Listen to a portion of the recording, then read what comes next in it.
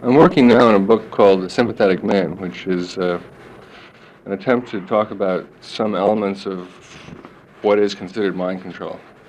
How is this mind control achieved? It's, in this particular instance that I'm working on, done by direct implantation of electrodes in the brain and then delivery of shocks by a computer by radio control. And does this then govern the man's behavior? It alters certain elements of his behavior, yes. How is he involved then? What sort of situations? Well, he has a illness known as temporal lobe epilepsy, psychomotor epilepsy, which is manifested by episodic violent behavior, and this treatment is given to him in an attempt to prevent this behavior from taking place, and it's not successful, and that's how the book goes from there. Is this a sort of a science fiction novel? It is in a way, yeah. It's the kind of science fiction that I was working with in Andromeda, which is something that is very close to reality. You're looking on the use of a computer as a therapeutic tool, then, in mind control, where there's mental illness. Essentially, that's right. You're, I understand, planning to convert this into a movie.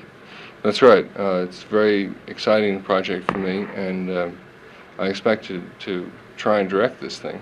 This will be your first stab at direction. After having written a dozen books, now you're going to become a movie director. Right.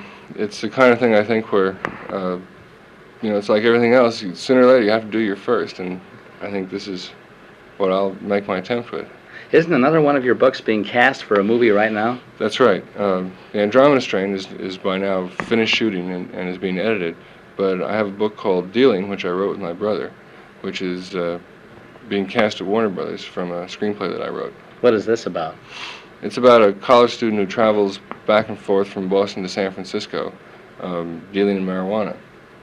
Actually, as a dealer, he does this as a profession?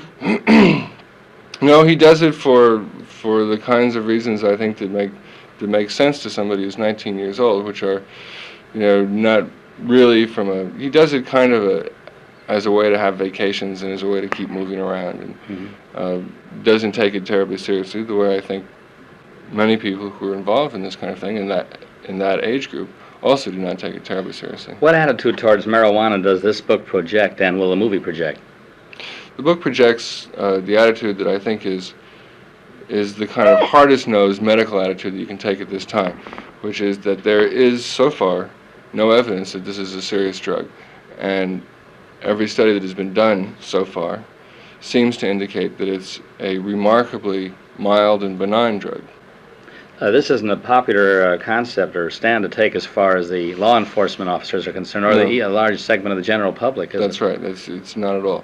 But I think that that already we're seeing, and we will see increasingly in the future, the difficulties that come about from not really looking honestly and closely at this drug and all the other drugs that are a part of what's called the drug subculture.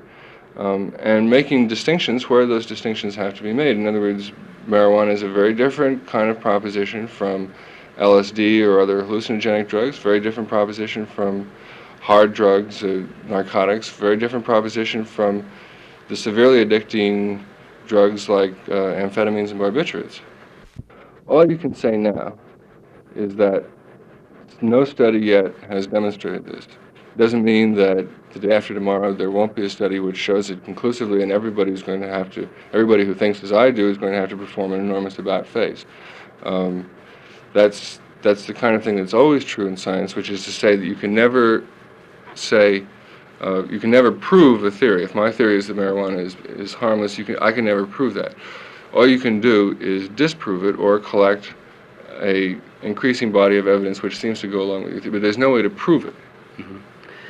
What do you think of strict government quality control over marijuana combined with legalization of it? I think it's a good idea. And I think it would have a number of advantages which will ultimately become clear to government people. The first advantage is that at whatever point you make the drug available legally, you will begin to sharply reduce the number of people who are growing it in their backyard, the number of people who are smuggling it in, the number of people who, very importantly, are distorting and perverting the drug with different kinds of additives to give it a kick or to do God only knows what.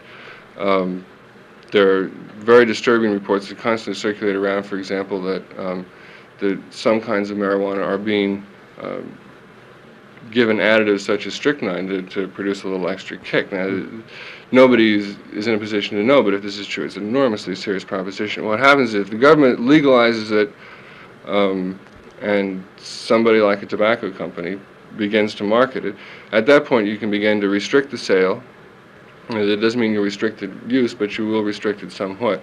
And very importantly, I think from the government standpoint, you can begin to tax it. Just like you tax alcohol and Just like tobacco right now. Alcohol and tobacco. And it could be a source of great revenue. Considerable revenue, sure. Well, do you think that this will help as far as the social problem that marijuana has caused?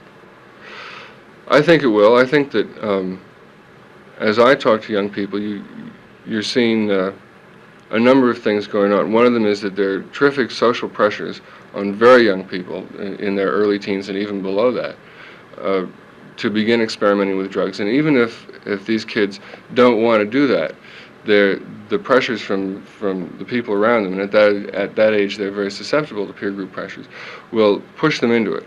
Now, if you have a situation where the drug is illegal until you're 16, but all of a sudden it becomes legal, then these kids have a kind of psychological out. They have the view that society does not say this drug is illegal and bad for you forever and ever, but society says that you must wait to a certain point, and at that point you can begin to use it.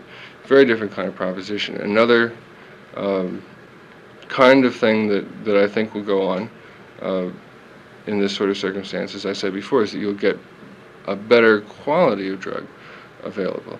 And finally, you'll get a strong distinction, and a distinction that absolutely must be made between marijuana on the one hand and all these other drugs on the other, so that you won't get any kind of tendency, which exists in kids already, to confuse the notion that because they begin with marijuana and they discover that it's harmless, and the next time somebody says, have some LSD, they can't say, well, I heard that marijuana was bad for me and it didn't seem to do any harm, so now I've also heard that LSD is bad for me, and maybe I'll try it. So you can stop that. You can break it up. You can have people saying, yes, there is a difference, because there seems to be.